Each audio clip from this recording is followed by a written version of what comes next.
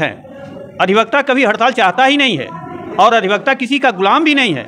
अधिवक्ता तो अपने श्रम की कमाई खाता है और वो अपनी पीड़ा को व्यक्त नहीं करता है। वो अपने पिछले दिनों हाईकोर्ट ने एक फैसला सुनाया, हाईकोर्ट ने एक बात रखी और उसमें ये आया है कि अधिवक्ता अगर जो है वो जानबूझ करके हड़ताल करते हैं और न्यायिक कार्य से विरत होते हैं। और उन्होंने एक चीज़ ये भी उसमें कहा कि कंडोलेंस जो है, यानी कि जो शोक सभाएं होती हैं, उसको उन्होंने एक निर्धारित किया कि 3:30 बजे के बाद आप कंडोलेंस करिए और उस पर आप न्यायिक कार्य से विरत नहीं हो सकते हैं। तो ये पूरी तरह से अमानवीय। अधिवक्ता की मृत्यु होने पर जो है वो अत्यंतिम नहीं जा सकता, कंडोलेंस नहीं कर सकता। सोचिए उन जजों की मानवीय संवेदना को। एक सरकारी कर्मचारी है, उसके घर पे किसी की अगर मृत्यु हो जाती है, उसको छुट्टी मिल जाती है। हम तो किसी के नौकर है नहीं, हम तो किसी के गुलाम। तो और उसके क्रम में हम न्यायिक कार्य से विरत रहते हैं। न्यायिक कार्य से विरत रहना हमारा स्वयं का नुकसान है। उसके बाद भी हम इस अस्त्र को अंतिम रूप में कभी कभार प्रयोग में लाते हैं कि जब हमारी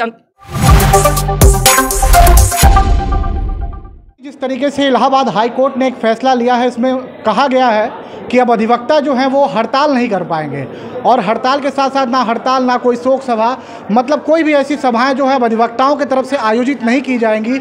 उस फैसले के विरोध में आज प्रदेशव्यापी हड़ताल है। अधिवक्ता लोग हैं गोरखपुर में मौजूद हैं, तो गोरखपुर में तमाम अधिवक्ता हैं जो हाईकोर्ट के फैसले के ही विरोध में कहीं ना कहीं अपनी बात रखेंगे। इनसे बात करेंगे। क्या नाम है सर? आते हैं। मैं Praveen Kumar Shukla, ex vice president civil court Gorakhpur. तो हाईकोर्ट का फैसला है और क्यों आप लोगों को हाईकोर्ट के फैसले के विरोध में आना? पिछले दिनों और पिछले काफ़ी समय से एक ऐसा लग रहा है कि अधिवक्ताओं के खिलाफ ही एक प्री जुडिस होकर चीज़ें कही जा रही है, सुनी जा रही हैं, चाहे वो किसी भी स्तर से किसी भी फोरम पे कही जा रही है। उसी क्रम में हमने एक आदेश पाया है पिछले दिनों में, जिसमें ये बातें कही गई हैं कि अधिवक्ता किसी भी तरह के अपने हक हकूक़ के लिए जो आवाज़ उठाता है, हमारे पास एक ही स्तर है, एक ही फोरम है, वो अपना संघ का बार है और उसके क्रम में हम न्यायिक कार्य से विरत रहते हैं। न्यायिक कार्य से विरत रहना हमारा स्वयं का नुकसान है।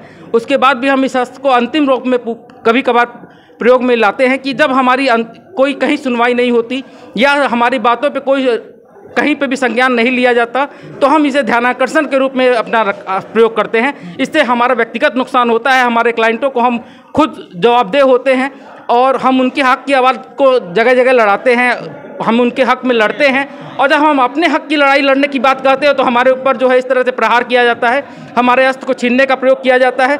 एक संवैधानिक अस्त्र आज़ादी की लड़ाई से अधिवक्ता असहयोग आंदोलन से लेके आज़ादी के सारे मूवमेंट्स में इस हथियार का प्रयोग किया, असहयोग के रूप में किया। न्यायिक कार्य से विरत का भी असहयोग ही है कि हम असहयोग नहीं करेंगे। इसको किसी अन्य रूप में नहीं देखना चाहिए। अगर हम अपने अस्त्र का प्रयोग अपने हक के लिए करते हैं या किसी विषय को उठाने के लिए करते हैं तो इसमें कोई गलत बात नहीं है। इसी क्रम में जो हाईकोर्ट ने कहा है कि हम अपने अधिवक्ता के मरने पर जो एक शोक सभा करते हैं उसको लेके भी जिस तरह से उल्लेख किया गया उससे हम असहमत हैं, उस पर हमारी नाराज़गी है। हम उसे उचित फोरम पे और जगह जगह उठाएंगे। इसके लिए जो भी विधिक प्रक्रियाएं और अन्य प्रक्रियाएं हैं उसके लिए हम जाएंगे और साथ ही साथ एक जनमत को भी तैयार करने के लिए हम आज न्यायिक कार्य से विरत हैं। इसमें लग रहा है क्या कि बार काउंसिल से एक बार परामर्श जरूर लेनी चाहिए थी और भी लोग से बात करेंगे। क्या नाम है? मेरा नाम त्रियुगी नारायण शाही है। मैं महात्मा गांधी विचार मंच का संयोजक हूँ और मैं ये कहना चाहता हूँ हाई कोर्ट और सुप्रीम कोर्ट का जो ये आदेश है इससे मैं बिल्कुल असहमत हूँ और यह चिंताजनक है। ये बातें चिंताजनक हैं। अधिवक्ता कभी हड़ताल चाहता ही नहीं है और अधिवक्ता किसी का गुलाम भी नहीं है।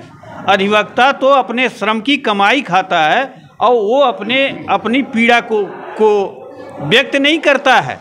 वो अपने मौकिल की आने वाली जनता की पीड़ा को अपने अपमान को बर्दाश्त कर लेता है, लेकिन वो अपनी जनता की पीड़ा को नहीं ये होने देता है। लेकिन ये मजबूरी है कि आखिर हम कहाँ अपनी आवाज़ उठाएं, किससे कहने जाएं। आज मैं कहना चाहता हूँ, बड़े दुख के साथ कहना चाहता हूँ कि आज जो कार्यपालिका गौरी गजनी और अंग्रेज़ों की तरह से लोग लुटेरे बन गए हैं। अगर थोड़ी बहुत बची है तो हमारी न्यायपालिका में बची है और न्यायपालिका में इसलिए बची है कि हम खड़े हैं। हम जनता को न्याय दिलाने के लिए संविधान ने हमको अधिकार दिया है और हम उसकी लड़ाई लड़ते हैं। लेकिन हमारी लड़ाई कौन लड़ेगा? हमारा एक अधिवक्ता अगर का निधन हो जाता है तो हम उसका कंडोलेंस ना मनाएं। हम अपने अधिकार की बात हो, हम कहाँ कहने जाएं, किससे कहने जाएं? कार्यपालिका हमारी बात नहीं सुनती है और विधायिका की तो खैर कोई बातें नहीं है। देश को हमने स्वतंत्र कराया है, अधिवक्ताओं ने स्वतंत्र कराया है। इसमें कहीं भी ये लोग नहीं थे आज कानून तोड़ने वाले, आप बता दीजिए ना, आप हाई कोर्ट और सुप्रीम कोर्ट क्यों नहीं कहता है कि विधायिका जो कानून बनाने वाली संस्था है उसके लॉ ग्रेजुएट जो है मिनिमम क्वालिफिकेशन होना चाहिए? इसको क्यों नहीं सुप्रीम कोर्ट कहता है, इसको क्यों नहीं हाई कोर्ट कहता है? तो मुझे इस बात का दुख है। चलिए, कुछ और भी युवा अधिवक्ता है, उनसे बात करेंगे। जी बताइए। मैं अम्बरीश कुमार दुबे, पूर्व vice president civil court Gorakhpur. देखिए, जो भी हाई कोर्ट ने अधिवक्ताओं के पर जो भी नियम कानून जो भी लगाए हुए हैं, मुझे सबसे बड़ी दुख इस बात का हुआ कि जो माननीय हाई कोर्ट के जो अधिवक्ताओं ने जो यह कानून पारित किया, जो लगाया, मुझे सुनने में आया यह दोनों लोग पहले जो है प्रैक्टिस करते थे, ये भी अधिवक्ता थे, अधिवक्ता के बाद ये जस्टिस बन गए।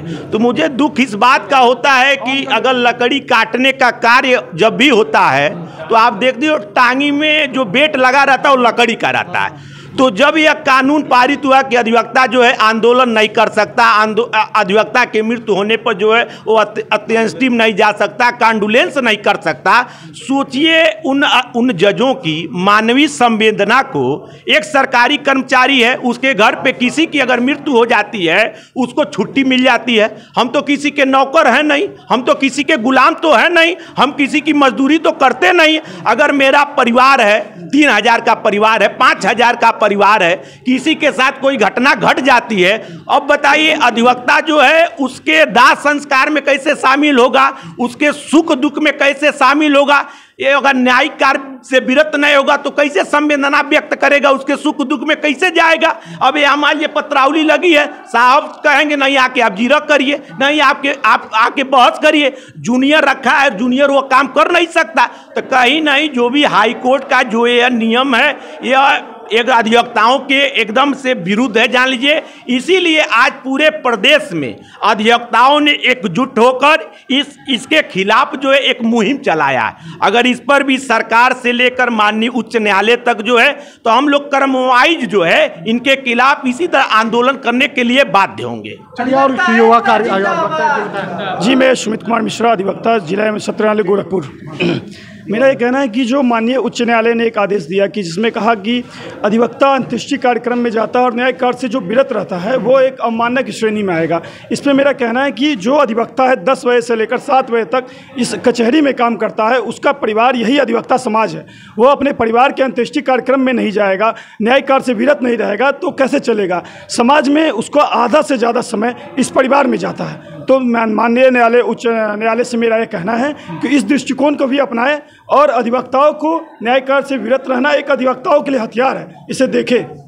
ठीक है, धन्यवाद। और भी कुछ अधिवक्ता हैं, 2 लोग से और बात करेंगे। जी बताएंगे। जी, मेरा नाम अंशुमान पाठक है, अधिवक्ता जिला एवं सत्र न्यायालय गोरखपुर। जैसा कि आज इस पूरे प्रदेश में अधिवक्तागण हड़ताल पर हैं और पिछले दिनों हाईकोर्ट ने एक फैसला सुनाया, हाईकोर्ट ने एक बात रखी और उसमें ये आया है कि अधिवक्तागण जो है वो जानबूझ करके हड़ताल करते हैं और न्यायिक कार्य से विरत होते हैं।